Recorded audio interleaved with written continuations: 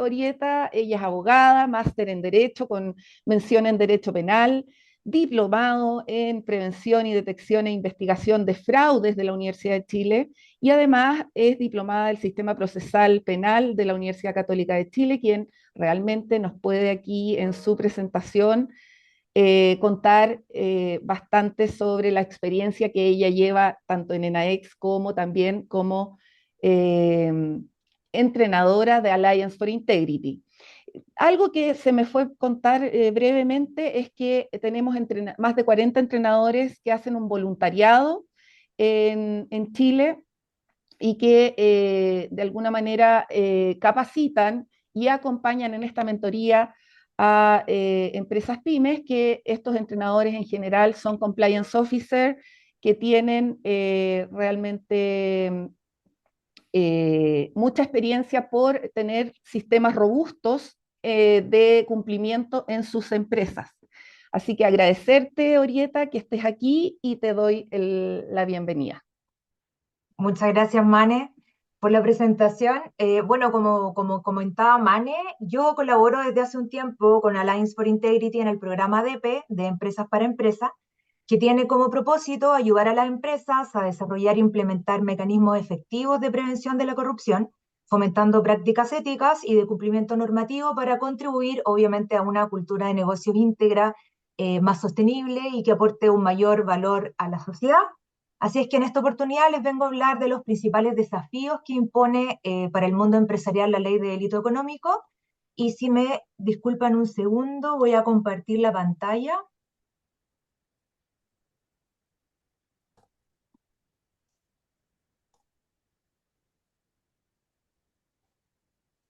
Ya,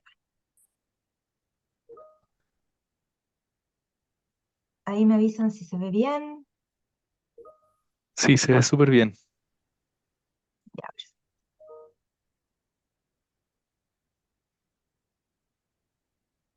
ya.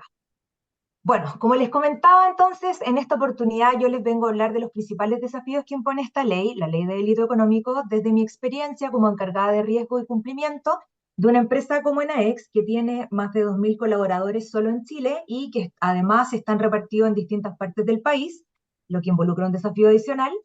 Y bueno, además tenemos otros 5.000 trabajadores en distintas filiales del mundo que tenemos en todos los continentes. ¿Ya? Y bueno, contarles que así como a muchas otras empresas de diferentes tamaños, a nosotros nos tocó prepararnos para enfrentar este desafío e ir adecuando nuestro modelo de prevención de delitos a los nuevos estándares fijados por esta ley de delitos económicos, lo que por cierto incluye un rediseño de los esquemas de trabajo de todos nuestros proveedores, ¿cierto? Y bueno, también de todos nuestros partners de negocio y de nuestra cadena de valor en general para asegurarnos que también vamos circulando por este mismo camino de cumplimiento y de integridad en la forma de hacer los negocios. En esta primera slide vemos la evolución de la responsabilidad penal empresarial en Chile. Entonces, para contarles un poco de lo que ha generado este cambio de paradigma con la dictación de la ley de delitos económicos, les voy a hablar brevemente de la evolución que ha tenido la responsabilidad empresarial en Chile y que se inició formalmente, ¿cierto?, a fines del año 2009 con la dictación de la ley 20.393, que como sabemos fue el primer gran cambio de paradigma en que pasamos de ser un país donde solo las personas naturales podían ser penalmente responsables por la comisión de delitos, a ser un país donde también las empresas, o también llamadas personas jurídicas, pueden ser penalmente responsables por los delitos cometidos dentro de la organización y en su beneficio. 7 años después de dictada esta ley, ¿cierto? La 20.393, se sumó a este catálogo de delitos por el cual podía ser responsable la empresa el delito de receptación. Entonces partimos con 3 delitos: cohecho funcionario público, lavado de activos y financiamiento del terrorismo. Añadimos la receptación y en 2018 hubo una nueva reforma que sumó 4 delitos más asociados a corrupción, soborno y fraude. Y esto tuvo que ver con una reacción estatal a bullados casos de corrupción, así como compromisos que habían sido asumidos por Chile como signatario de la Convención de las Naciones Unidas, ¿cierto?, contra la corrupción, y recogiendo también recomendaciones de la OCDE, de la Organización para el Comercio y el Desarrollo Económico, respecto de las necesidades de adecuar la normativa nacional anticorrupción a estándares internacionales.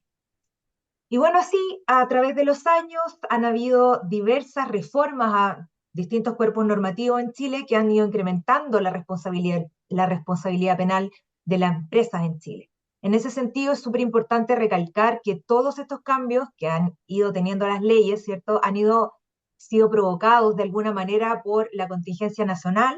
Así, el 2019, con la modificación de la ley de pesca, se añadieron ciertos delitos, como los delitos de contaminación y pesca ilegal. El año 2020, con la pandemia, se añadió a este catálogo los delitos en que se penalizaba al empleador que obligaba a un trabajador a asistir a su lugar de trabajo, quebrantando las normas sanitarias de cuarentena, y el fraude a las subvenciones por desempleo, que también se dio en tiempo de pandemia. Bueno, luego el 2021 tenemos la ley 21488, que incluyó el tráfico de inmigrantes y trata de personas, y que tiene que ver con la gran cantidad de inmigrantes que también hemos ido teniendo en el país, y las situaciones de corrupción y tratos inhumanos que se fueron incrementando también con este fenómeno. El año 2022 se sumaron la posesión, el porte, la comercialización, tenencia, importación e internación de armas o municiones, que también tuvo que ver con el aumento de la criminalidad, los delitos informáticos también, en un intento de robustecer la normativa para combatir esta, entre comillas, nueva forma de criminalidad, ¿cierto? Y los delitos de tala ilegal y robo de madera, por esta modalidad de criminalidad que también fue surgiendo e incrementándose en el sur del país. Pero sin duda, el cambio más importante que tenemos en esta materia se generó el año 2023, en agosto, con la ley de delitos económicos. Y el gran vuelco que se dio con esta ley, a partir del 1 de septiembre recién pasado, ¿cierto?, es que vino a cambiar el catálogo que teníamos anteriormente, que hacía responsable a una empresa o persona jurídica por una veintena de delitos, por los cuales, se hacía ya responsable antes, a pasar a más de 200 delitos que ingresaron a este catálogo de delitos el año 2023, y que se hicieron efectivos ahora el 1 de septiembre de este año, por los cuales ahora la empresa también va a ser responsable, ¿cierto? Y esos más de 200 delitos, a su vez, también se desglosan en más de 400 conductas punibles, de las cuales puede ser responsable la persona jurídica. Vale la pena también aclarar que la ley de delitos económicos tuvo un periodo de vacancia, ¿cierto?, que su dictación fue en agosto del año 2023, y para la empresa entró en vigencia el 1 de septiembre, porque era tal el cambio que el legislador consideró darle un tiempo prudencial de un año a las empresas para que se pudieran adecuar a estos nuevos desafíos, y que, como veremos, ¿cierto?, en esta slide, es en grandes números, digamos, se grafica el cambio normativo que tuvo, donde vemos que hay más de 57 cuerpos normativos impactados por esta ley de delito económico, 273 delitos que pueden imputarse a la persona jurídica, de los cuales se desglosan 390 conductas punibles, y dentro de todos estos 57 cuerpos normativos que se han visto impactados por la ley de delito económico, bueno, tenemos principalmente el Código Penal, el Código Tributario, la Ley de Mercado de Valores, la Ley General de Bancos, la Ley de Pesca,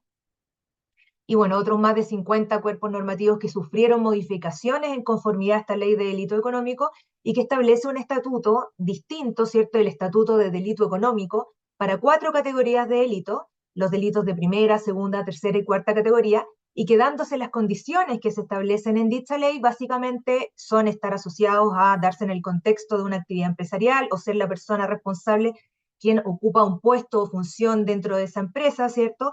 Que sean considerados, eso básicamente da el fundamento o base por la cual son considerados delitos económicos, y que por tanto tienen asociado un tratamiento diferenciado, y que es más grave, por cierto, de lo que sería un delito común si fueran cometidos fuera de este contexto empresarial. Entonces, la ley de delito económico señala que son considerados delitos económicos este total de 326 conductas, ¿cierto? Un 83% de los delitos que son de carácter económico y que tienen que ver con la afectación al sistema económico, a los mercados, a la actividad bancaria, a la bolsa, a las sociedades comerciales, etc.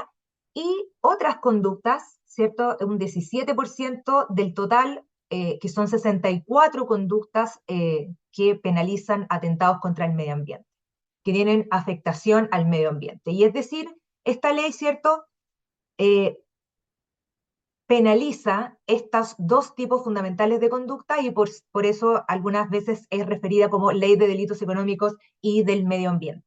Pero básicamente son todos delitos considerados delitos económicos y que algunos son también atentados contra el medio ambiente y que se catalogan como delitos económicos. Vamos a ver entonces ahora los principales desafíos para las empresas y en este contexto también remitirme a mi experiencia personal y a las vivencias que tuvimos dentro de nuestra compañía para hacer para hacer adecuación, ¿cierto?, de estos modelos de prevención de delito y sus principales desafíos que impone la ley de delito económico. Esta ley, ¿cierto?, vino a fijar varios desafíos que tuvimos que abarcar de la mejor manera posible. En primer lugar, está el tema del aumento de las penas y las multas, asociadas, por cierto, a la comisión de los delitos, que tiene aparejados tanto para las personas naturales como para la empresa. El otro gran desafío está en la identificación de los procesos asociados a los riesgos de comisión de delito al interior de la organización, porque obviamente antes teníamos que mapear de cierta manera una veintena de delitos, y hoy día esta avalancha, ¿cierto?, de más de 200 delitos y casi 400 conductas delictivas por las cuales ahora las empresas tienen que responder o pueden responder, ¿cierto?, en caso de ser consideradas responsables, implica mapear muchos más escenarios de riesgo de lo que se tenía que hacer antes.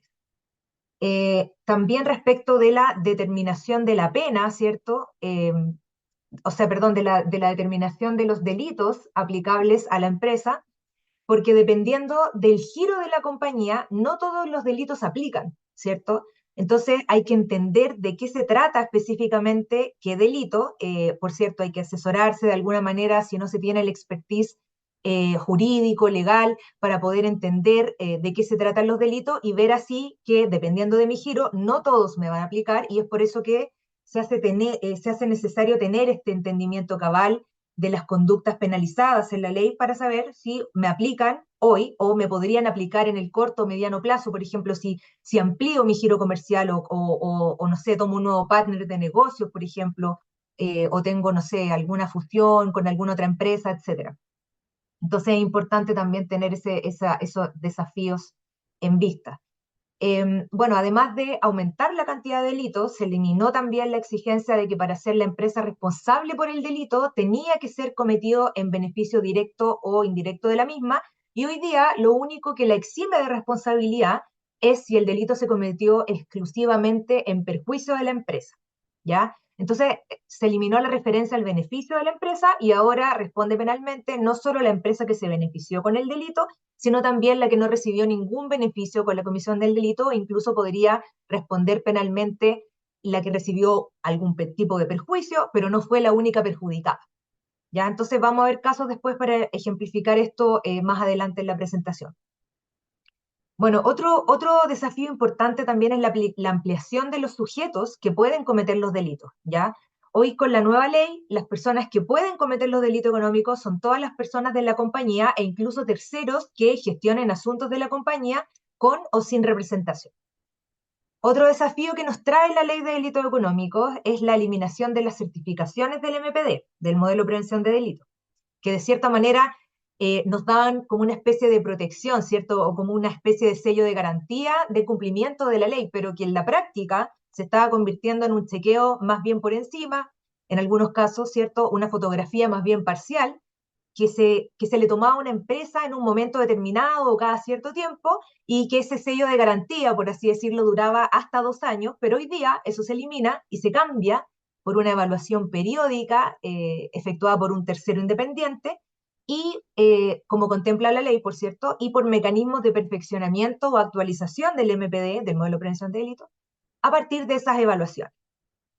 Y bueno, el último punto tiene que ver con los sujetos responsables, ¿cierto? Tiene que ver con esta modificación que eliminó de los elementos del modelo de prevención de delito al encargado de prevención de delito, de alguna manera, y lo sustituye por la asignación de uno o más sujetos responsables de la aplicación de protocolos y procedimientos de prevención de delitos, que tienen que contar con la adecuada independencia y estar dotados de facultades efectivas de dirección y supervisión y de acceso directo a la administración de la empresa, para informarla oportunamente de las medidas y plan implementado en el cumplimiento de su labor, ¿cierto? Entonces, básicamente, también tienen que rendir cuenta de la gestión y requerir adopción de medidas que vayan incluso más allá de su competencia en el caso de que no tengan competencia para determinadas acciones o sugerencias que quieran implementar. Entonces, esto quiere decir que ahora las empresas no les basta con tener un encargado o un oficial de cumplimiento, ¿cierto?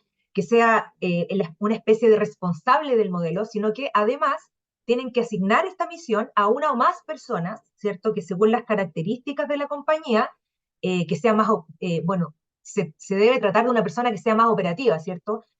Más que un supervisor, porque tiene que estar dotado de facultades efectivas de dirección y aplicar los controles específicos y además asegurarse de que estén implementados de la manera correcta. Ya, por ejemplo, si hay un procedimiento de pago de facturas, por ejemplo, el responsable de aplicarlo y que efectivamente tenga facultades de supervisión y dirección va a ser probablemente un gerente de tesorería, un gerente de contabilidad o de finanzas, o tal vez un subgerente o una jefatura, dependiendo del tamaño, obviamente, del diseño de la empresa. Entonces, es esa persona la que va a ser responsable, ¿cierto?, por aplicar los controles del modelo. Tenemos entonces en la siguiente slide elementos de la responsabilidad penal de las empresas.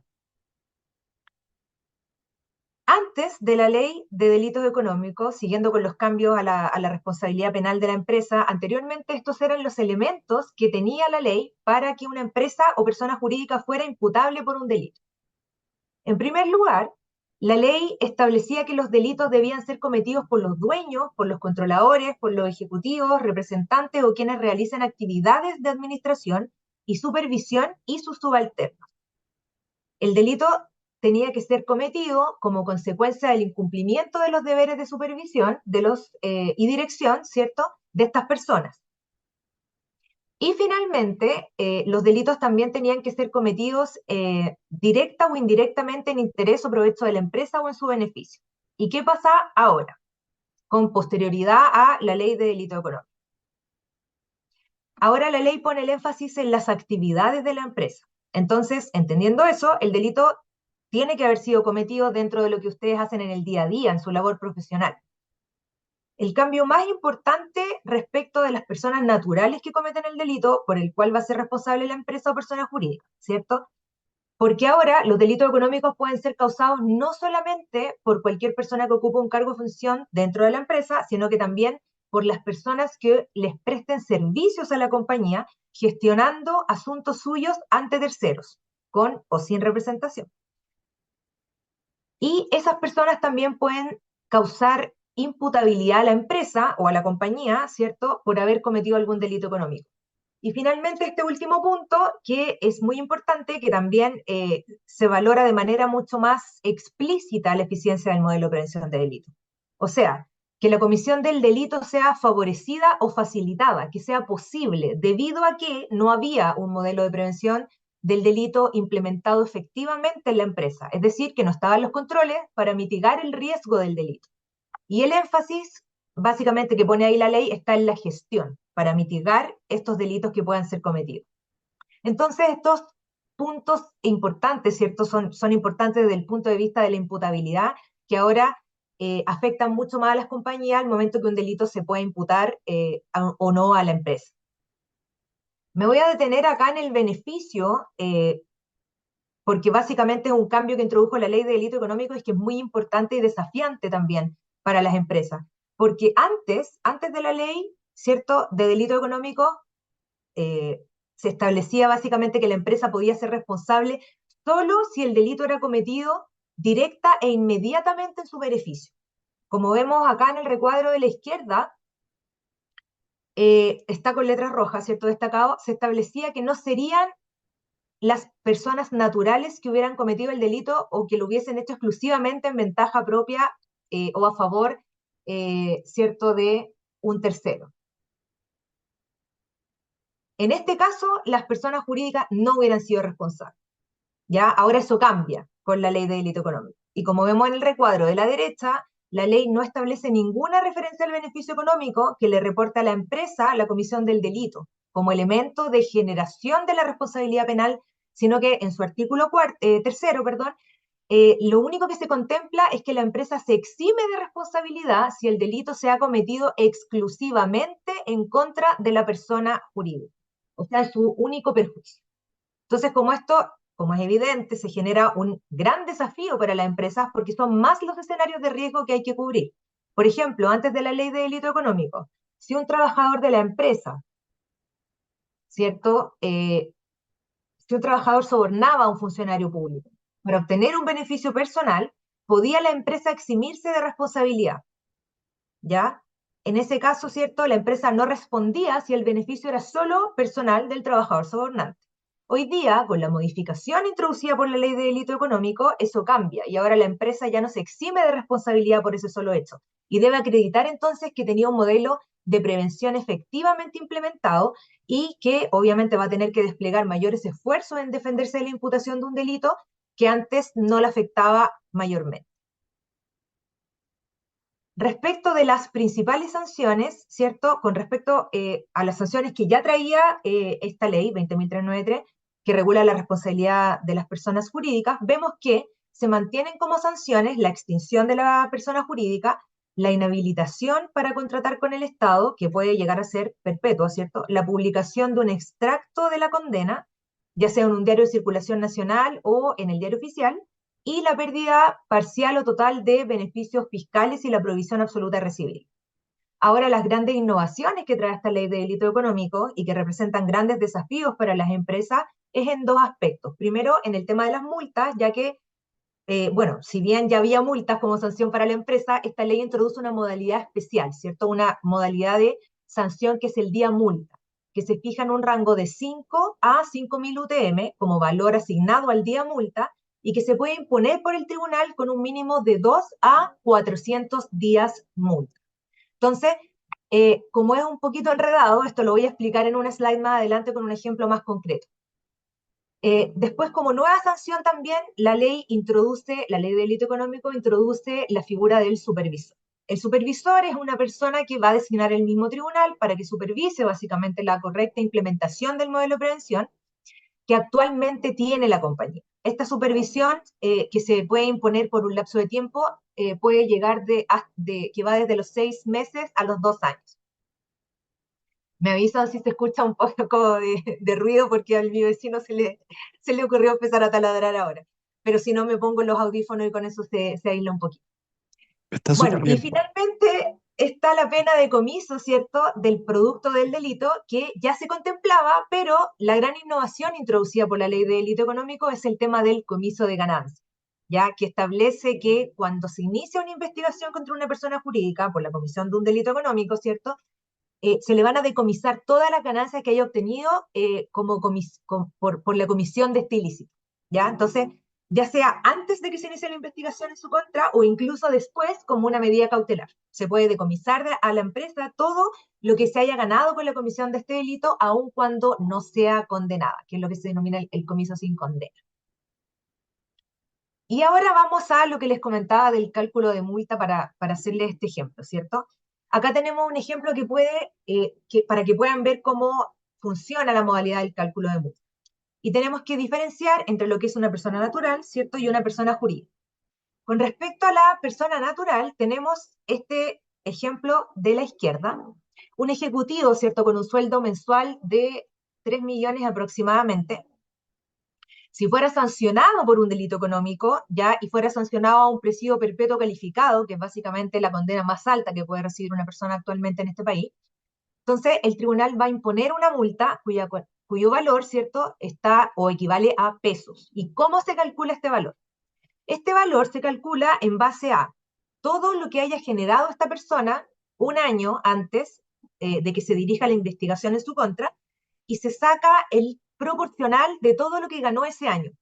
Aquí en ese caso, ¿cierto?, van a ser 142.000 pesos, que ese fue el promedio de todo lo que ganó en un año respecto de su sueldo.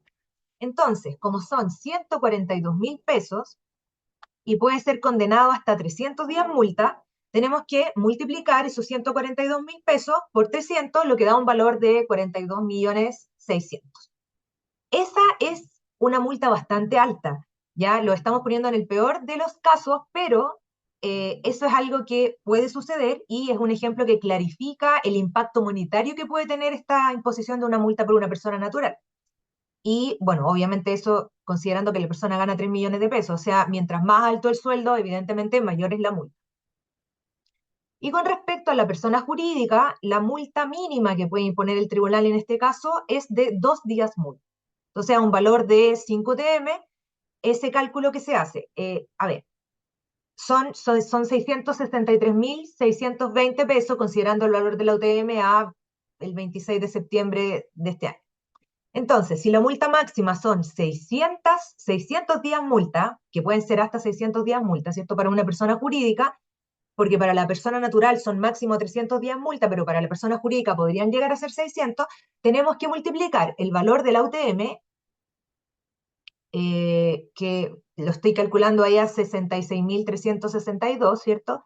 Por 5.000 UTM y da, por 600 nos da un valor estratosférico que equivale a más de 217 millones de dólares. Entonces, eso además también conlleva un impacto reputacional, ¿cierto? Que también es cuantificable monetariamente. Probablemente una empresa que tenga que pagar ese nivel de multa se tenga que declarar en quiebra porque básicamente es muchísimo dinero y en ambos casos siempre se tiene que sumar el impacto reputacional, ya sea en el caso de que sea una persona natural la condenada, incluso también porque una empresa obviamente afecta su marca personal o empresarial, el que uno de sus trabajadores o ella misma pueda resultar, ¿cierto?, condenada por alguno de estos delitos.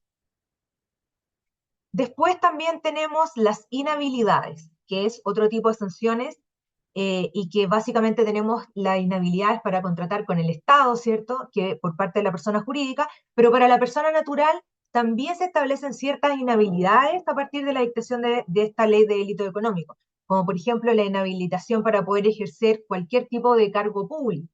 Entonces, la inhabilitación para el ejercicio de cargos gerenciales también, que esto trae aparejado un grave perjuicio para las personas que son parte de sociedades anónimas en general y también la inhabilitación para contratar con el Estado.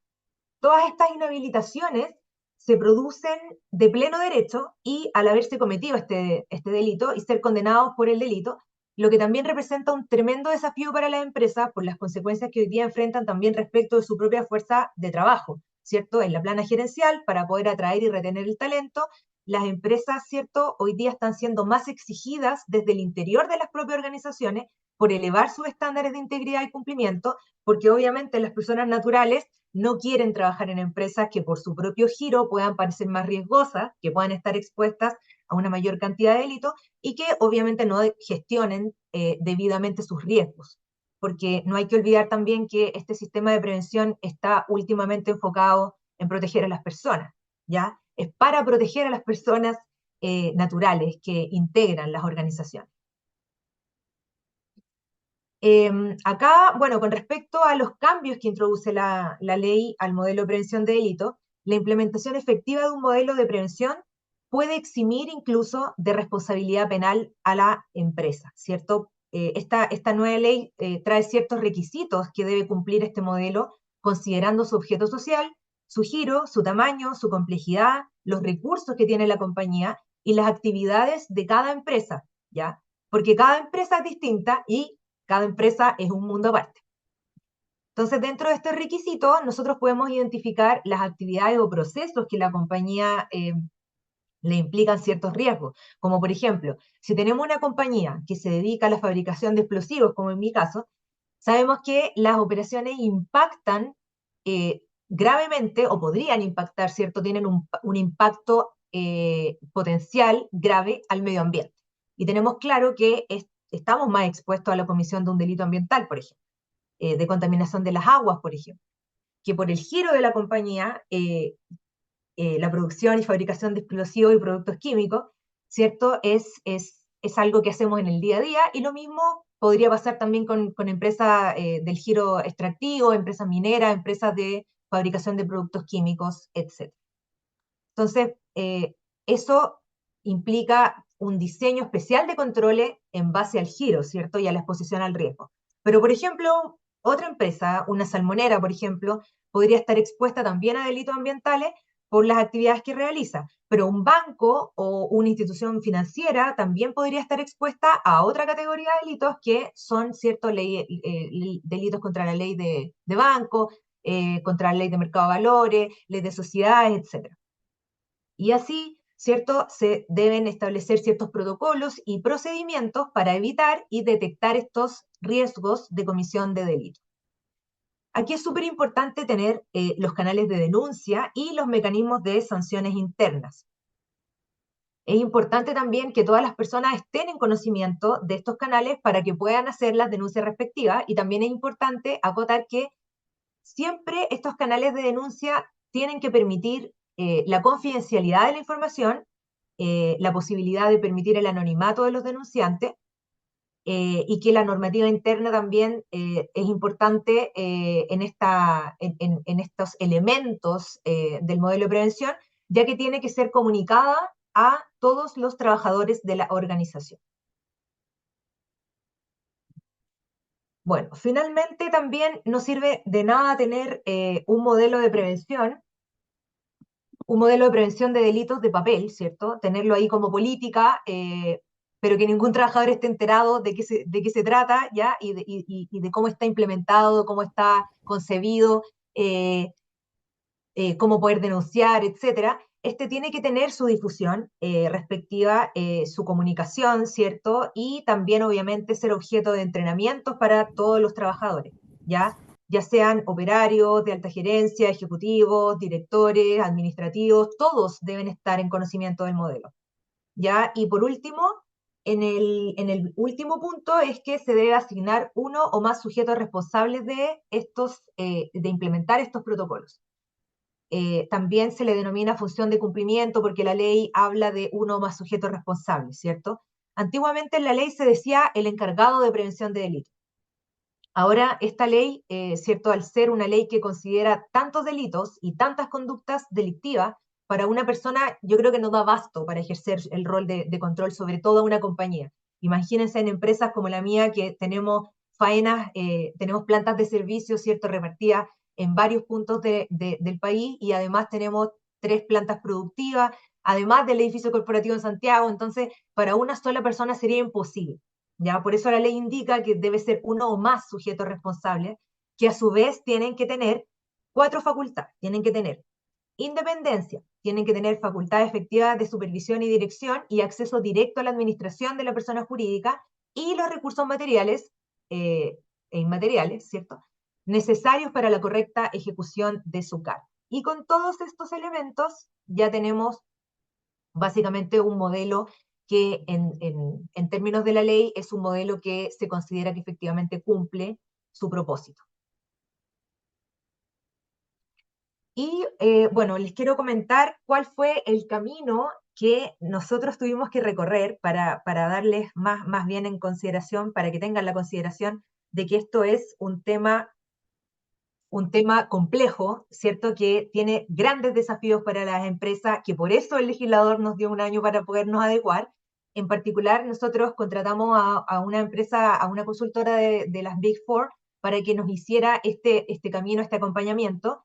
Y esto es lo que diseñaron para poder acompañarnos en la adecuación del modelo de prevención de delitos.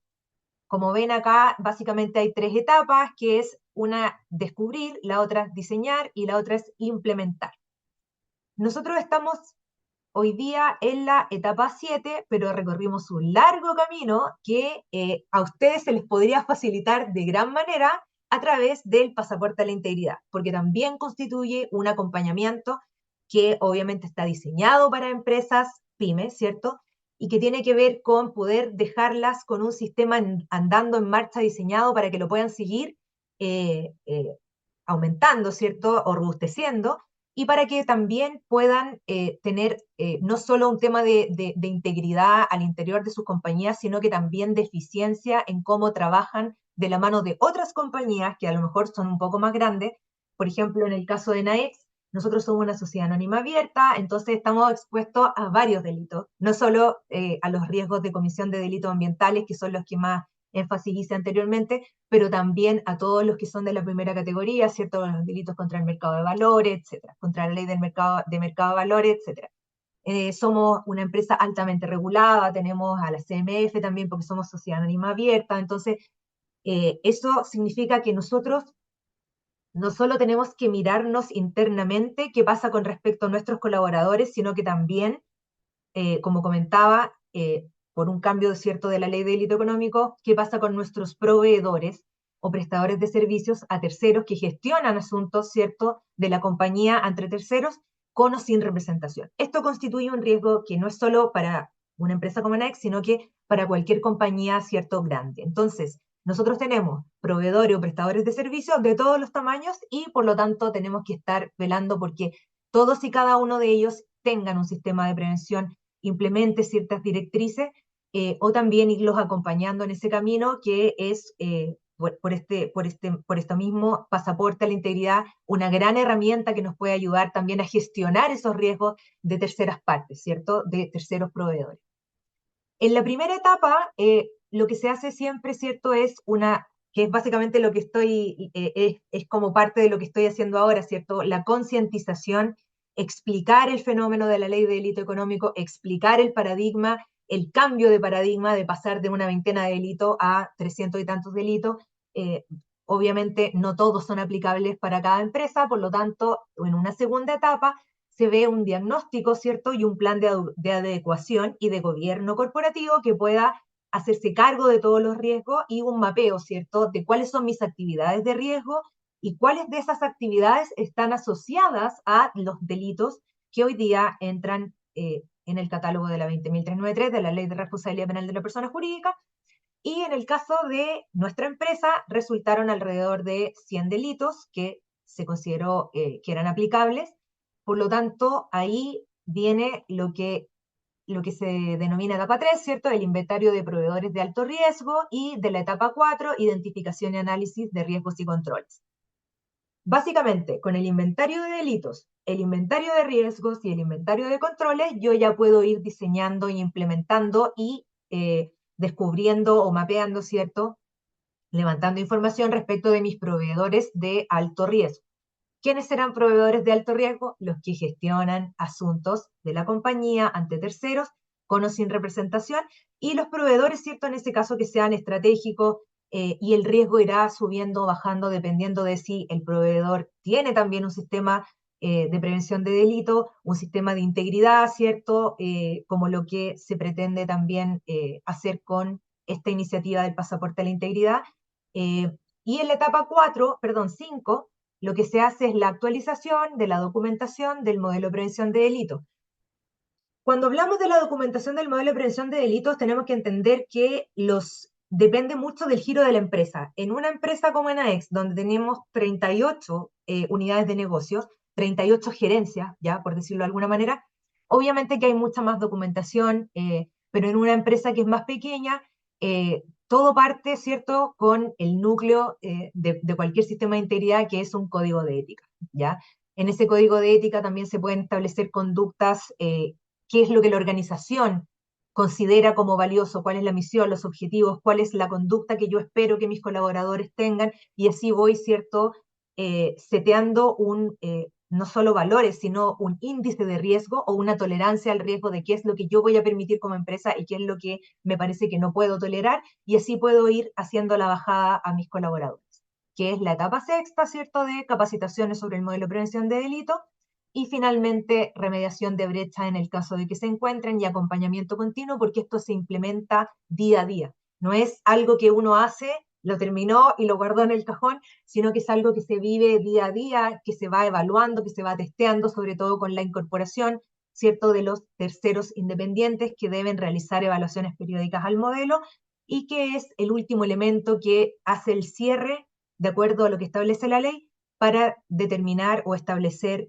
que un modelo es efectivo, que está efectivamente implementado y en base a lo cual expresamente hoy día se nos exime de responsabilidad penal, ¿cierto? Se exime a las empresas de responsabilidad penal para el caso de que tengan un modelo con todas estas condiciones.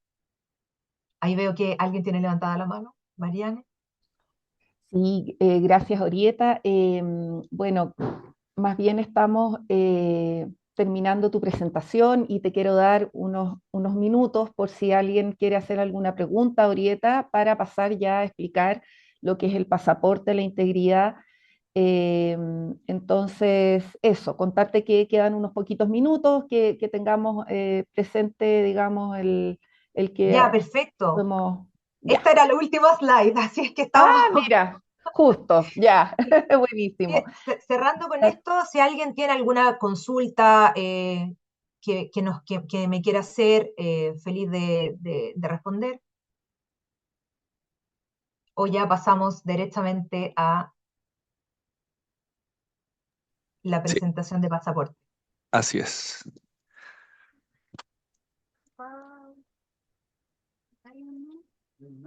Mm.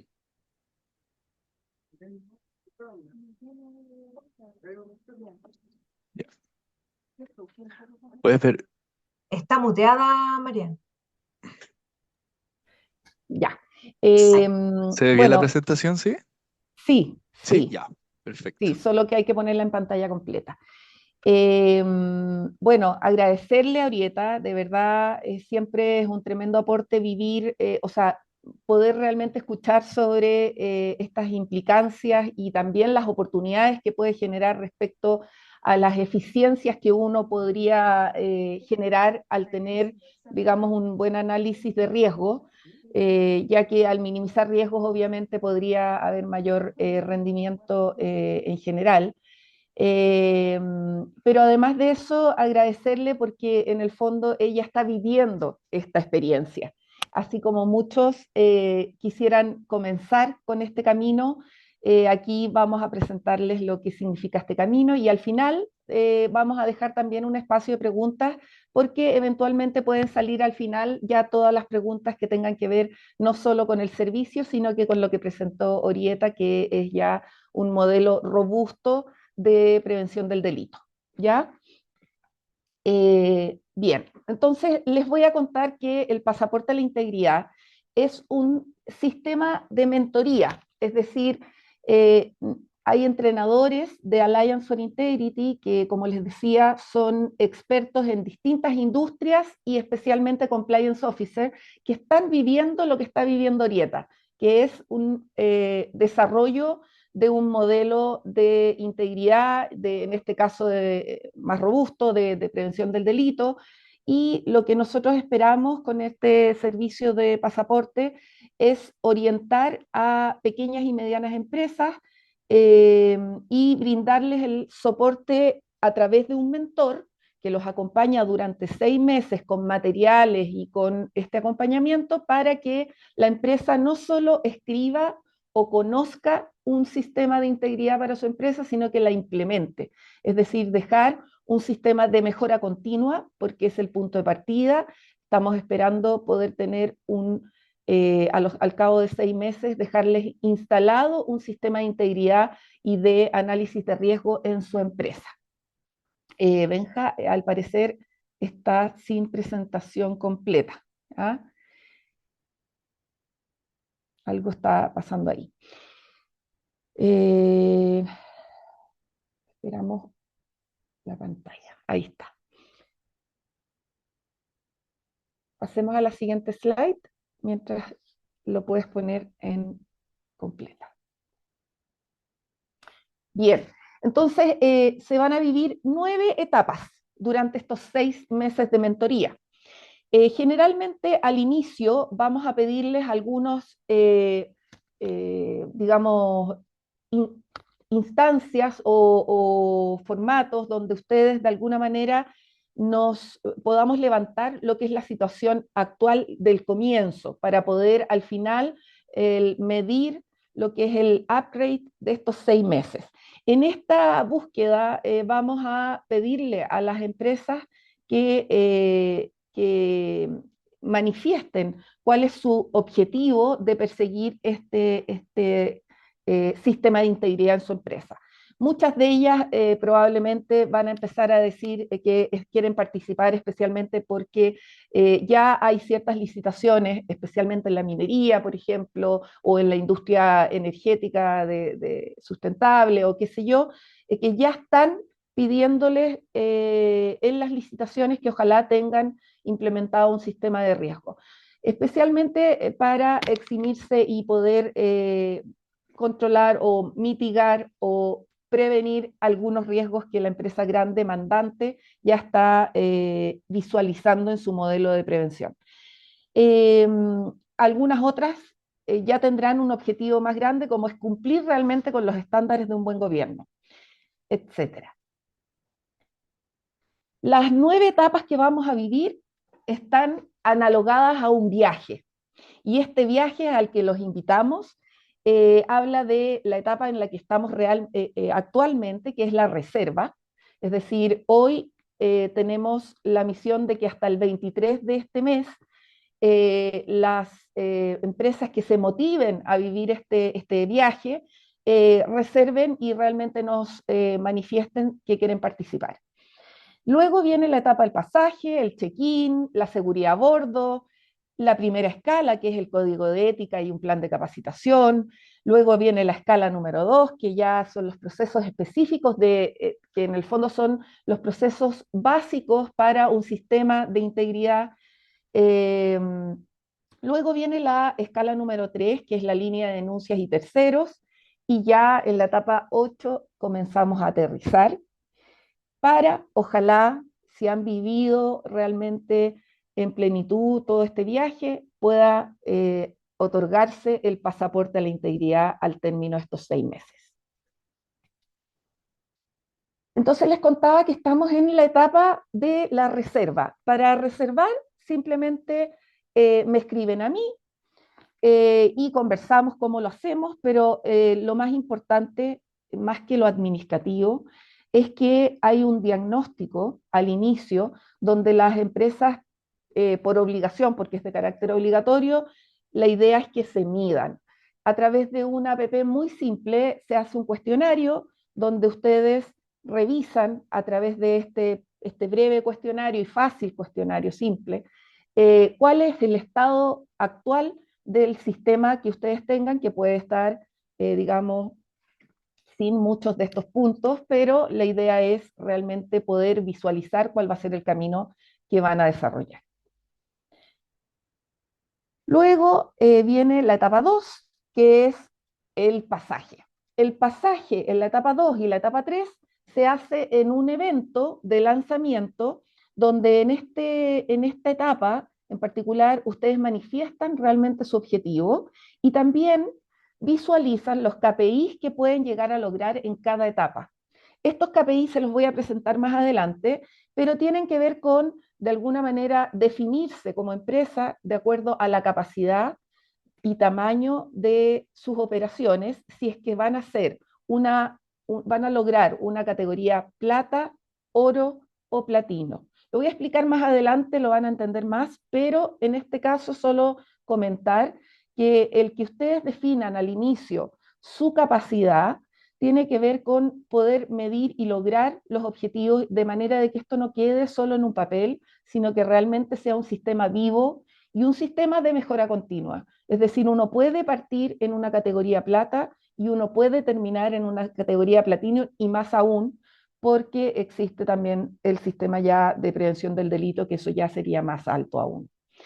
En el fondo, estas categorías tienen el mismo valor, ¿ya?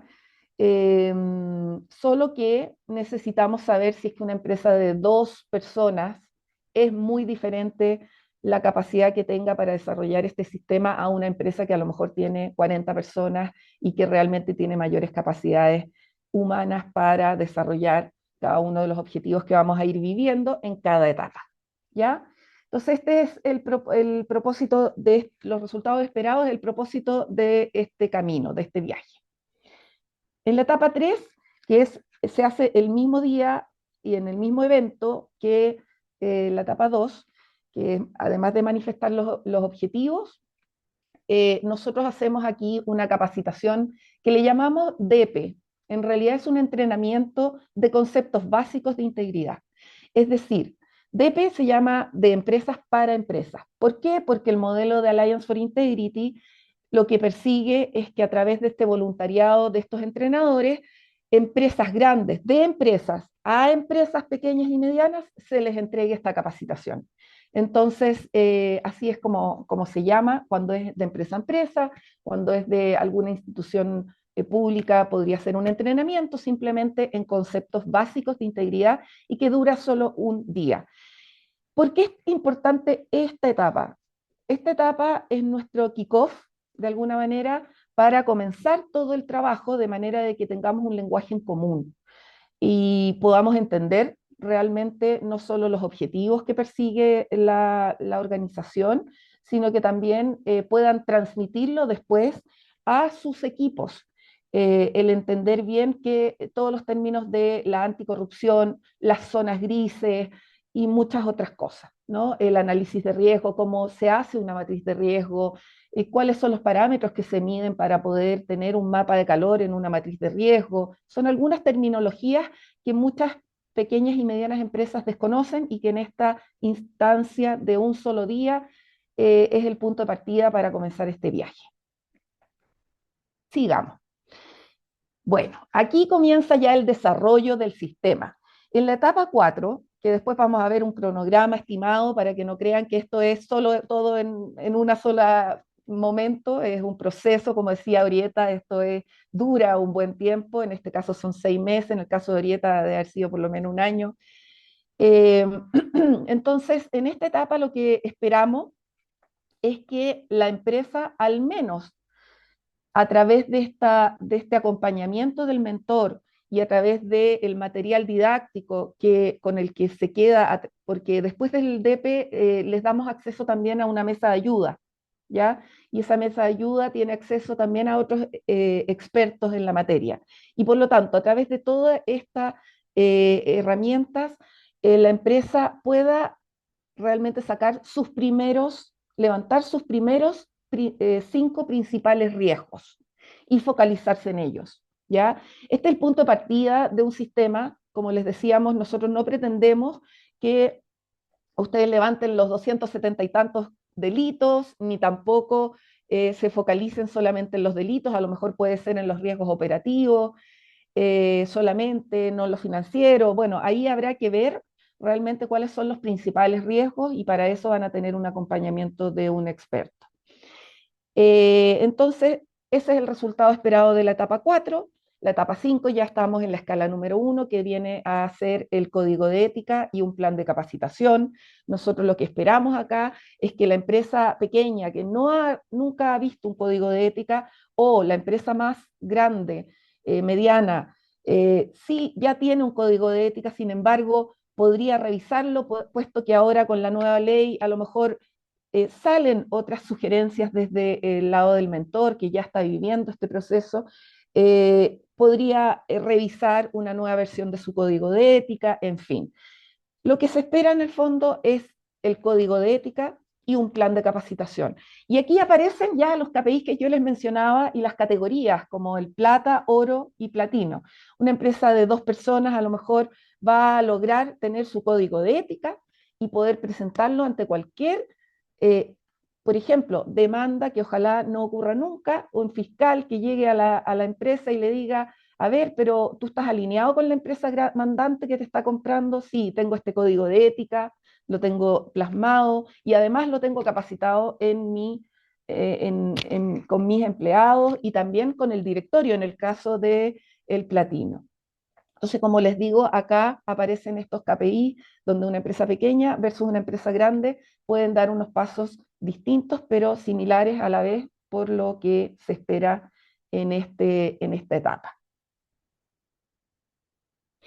Ya pasamos a la etapa 6 en este viaje, donde esperamos que se puedan redactar e implementar 1 o 3 al menos de estos 4 procedimientos o procesos más bien específicos. Estos procesos específicos son los procesos más básicos e importantes dentro de un sistema de integridad, especialmente las empresas que trabajan con instituciones públicas.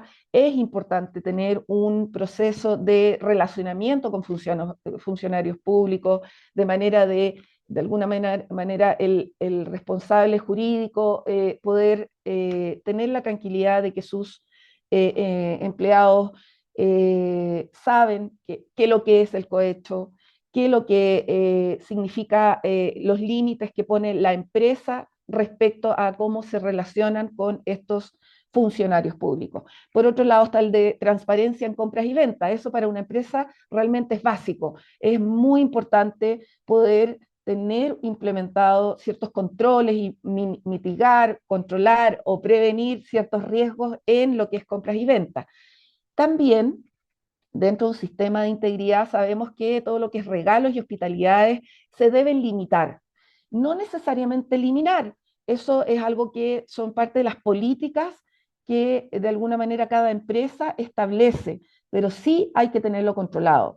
Es decir, es distinto entregarle un chocolate a alguien a un viaje, ¿no? Esos límites hay que establecerlos. Conflicto de intereses, el poder saber sobre cómo se manejan respecto a las relaciones. Por ejemplo, si contratan a una persona que a lo mejor es un proveedor único, o quizás una persona que es de la familia de alguien. Entonces, tener algunas indicaciones respecto a cómo se manejan ese tipo de situaciones, ¿ya?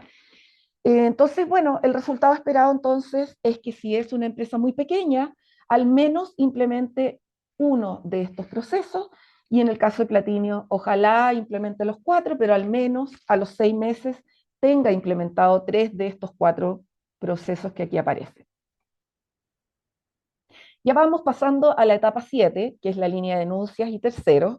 En esta etapa lo que se espera es que además de con el acompañamiento de este mentor y con el material didáctico, la empresa sea capaz de implementar una línea de denuncias que también tiene ciertas características dependiendo de la empresa. Y por otro lado, también esperamos que en el caso de la empresa más mediana, que opte desde el inicio a tener más capacidades y por lo tanto llegar a una categoría Platinum, ojalá también implemente un proceso de debida diligencia de terceros, es decir, saber cómo evalúa a sus proveedores, un due diligence hacia sus proveedores, sus contratistas. Vamos a la etapa número 8, porque ya estamos aterrizando y por lo tanto lo que se espera en esta etapa es que realmente podamos medir todo este proceso.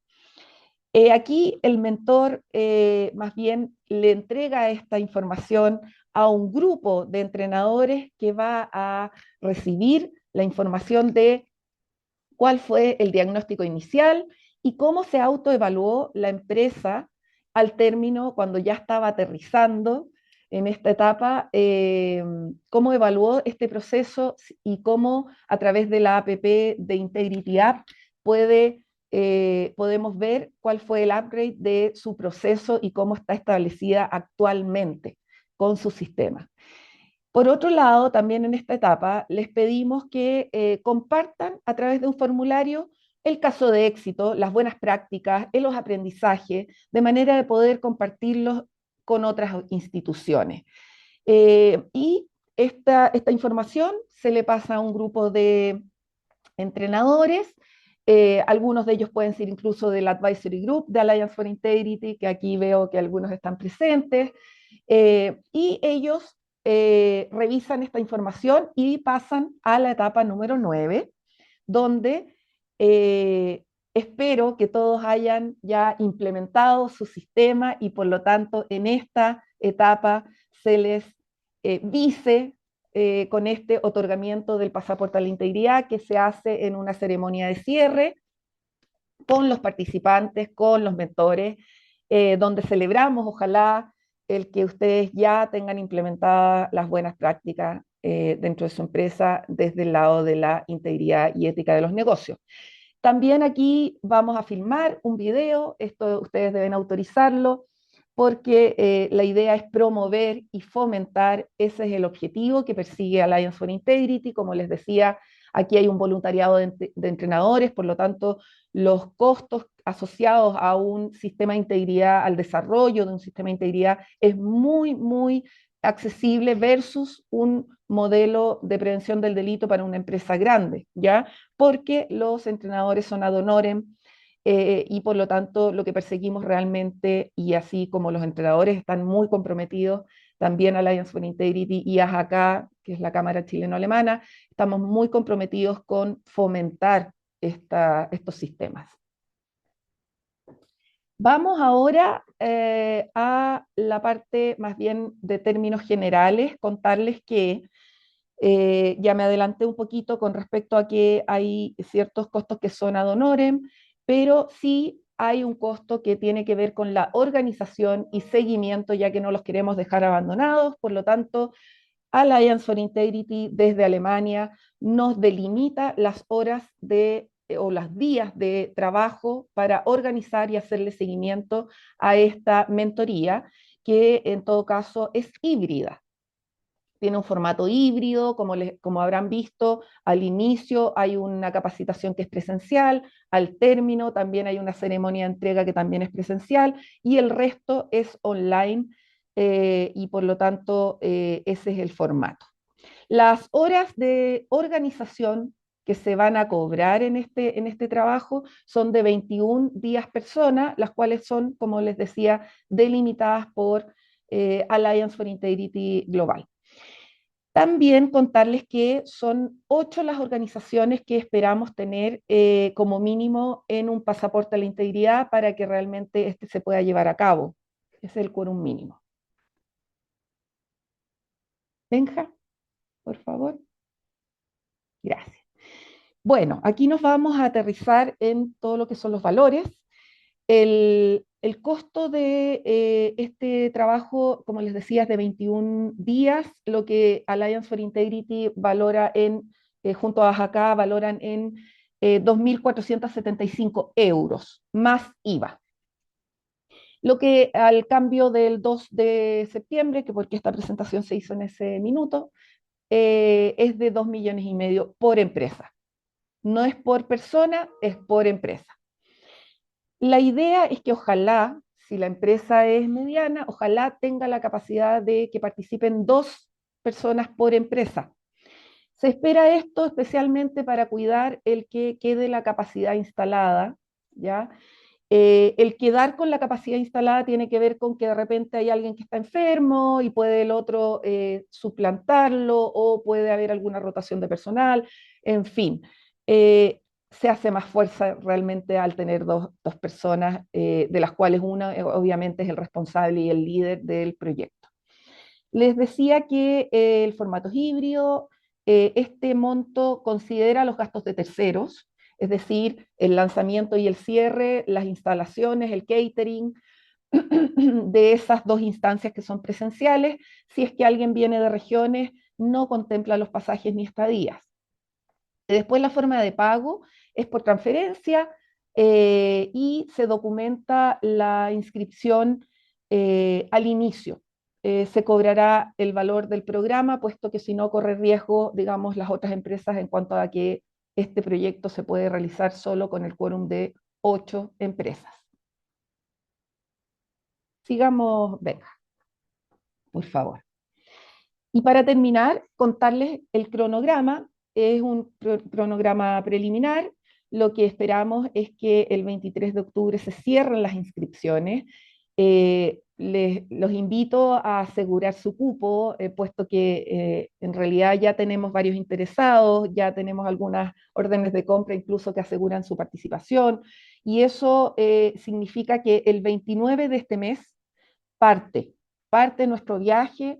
Es el check-in, el que se vive el 29, el pasaje y el check-in en realidad se viven el 29 de octubre, la reserva es hasta el 23 de octubre. Y luego contarles también que febrero es un mes que lo dejamos stand-by. Sin embargo, es algo que se pacta caso a caso con cada uno de los mentores, puesto que algún mentor podría salir de vacaciones en enero y otros en febrero. Entonces, ahí es una conversación empresa-mentor, mentor-empresa, donde se establece si realmente cuáles van a ser los timings en esos 2 meses que en realidad se entiende que son meses como un poco variables, ¿no?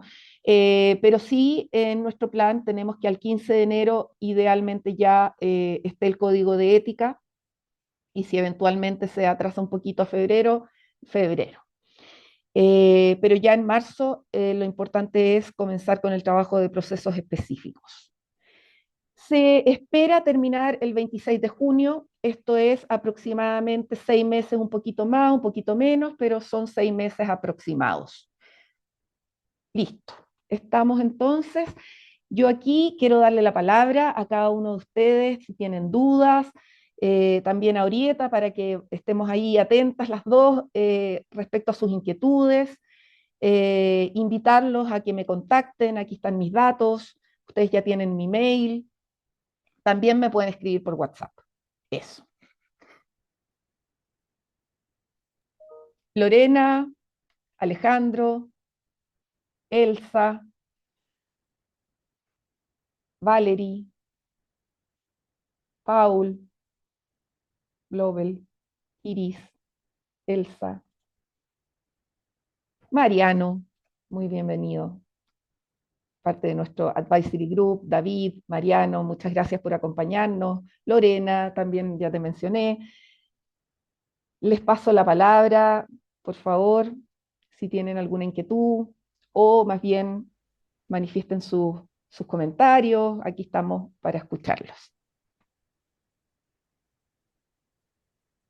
Hola, buenos días. Hola Iris. Muchas gracias por la invitación, por la exposición. Nosotros somos una agencia extranjera en Chile, somos una filial directa de Salus Alemania, como en el país estamos bajo Salus Floradic Chile, y nos interesaría bastante participar. Somos un modelo de agencia pequeño, pero se hace ultra necesario, sobre todo con el inicio de la ley ahora en septiembre. Entonces, te vamos a contactar por interno para poder tener mayor feedback. Y agradecer a Orieta su excelente y súper clara presentación. Fue realmente un estar muy atento en todo momento porque de la experiencia de grandes empresas podemos sacar también eh, experiencia para las más pequeñas y es algo totalmente nuevo en Chile, es algo que cuando yo conocí la ley también como me asustó un poco porque hay mucha responsabilidad tanto de las empresas como los de los representantes, agentes, representantes legales y gerentes que deberíamos tomar las precauciones para no caer en ningún tipo de delitos. Así es que muchas gracias por nuestra parte. Muchas gracias a ti, Iris. Y bueno, estamos en contacto. Y respecto a entrenadores en el área de salud, también estamos ahora justamente con un trainer próximo donde vamos a tener dos expertas en salud, pero fuertes. Así que, y bueno, dentro de los entrenadores también hay muchos expertos, así que ahí vamos a revisar cómo te vamos acompañando en este proceso. Así que muy bienvenida y muchas gracias por tus palabras. Gracias.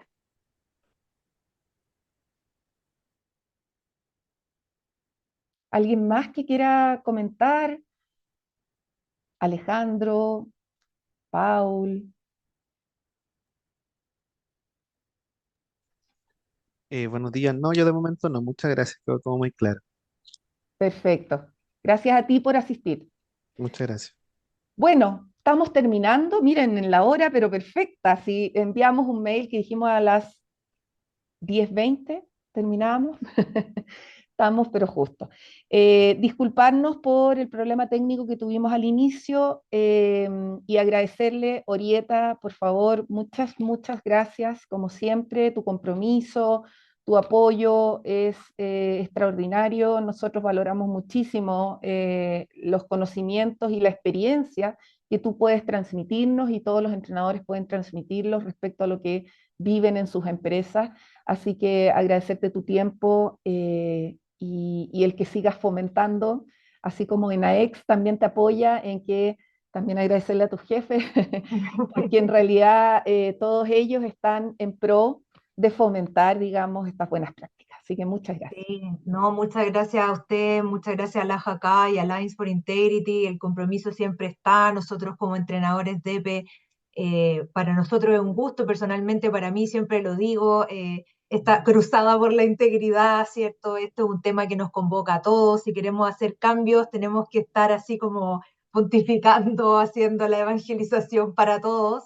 Y yo siempre voy a estar súper disponible para eso, así que como en otras oportunidades, voy a compartir la presentación, ustedes se las pueden entregar a los participantes y cualquier duda que tengan, yo también soy entrenadora de EPE, así es que me pueden contactar si tienen alguna duda, y también, por cierto, estamos disponibles en el pasaporte como parte del equipo y es una súper buena instancia, así es que yo los insto también a que la puedan tomar porque es una gran herramienta con súper buenos precios, así es que Sí. también también eso influye, por cierto. Muchas gracias.